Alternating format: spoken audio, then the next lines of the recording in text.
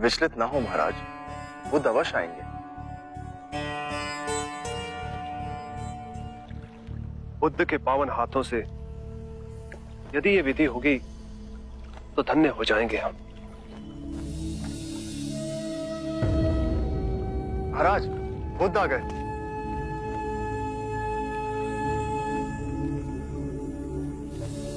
प्रणाम।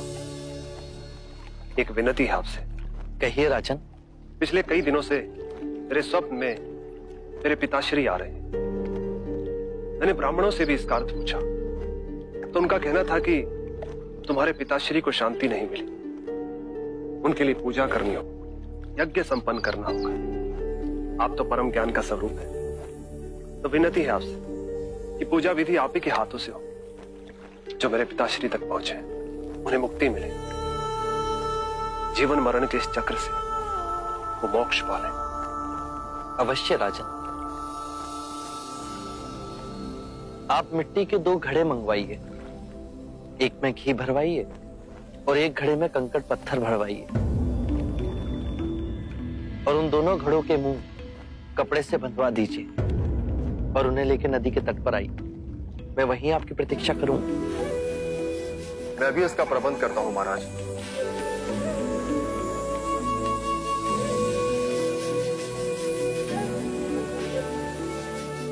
महाराज, अब आप इन दोनों घड़ों को पानी में डाल दीजिए।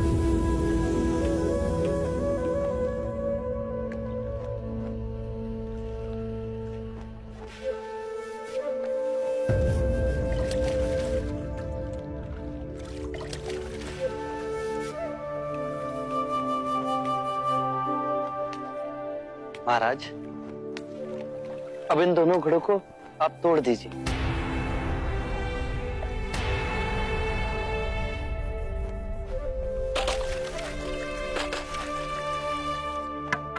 महाराज, अब आप ध्यान से देखिए कि ऊपर उठ पानी पर तैरने लगा।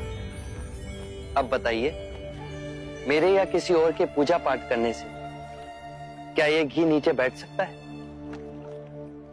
असंभव।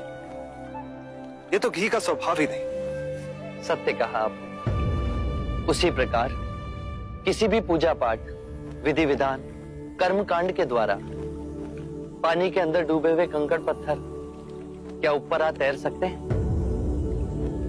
नहीं बुद्ध, ये तो प्रकृति के नियम के विरुद्ध है। तो हम प्रकृति से भिन्न कैसे हुए?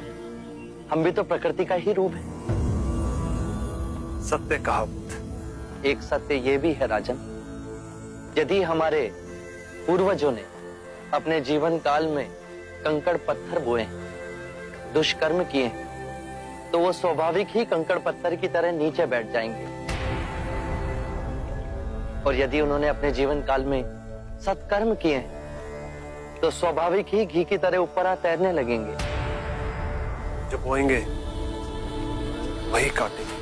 परंतु इस शरीर रूपी जीवन काल में ही नहीं, अपितु इस शरीर रूपी जीवन काल के पश्चात वाली यात्रा में भी हम जैसे कर्म करेंगे वैसा ही फल मिलेगा। अब बताइए, इस प्रकृति के नियम को कोई पूजा पाठ, कर्म कांड, विधि विधान, यज्ञ हवन मिटा सकता है? राजन, मैं भी इसको नहीं बदल सकता। केवल अच्छे कर्म ही मनुष्य की मुक्ति का द्वार खोलेंगे।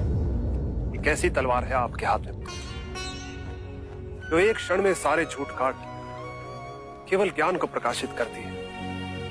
ना जाने कितने जन्मों और भटकता में यदि आपकी कृपा ना होती, इस एक क्षण में आपने अपनी अदृश्य तलवार से मेरे अहंकार का सर भी काट दिया।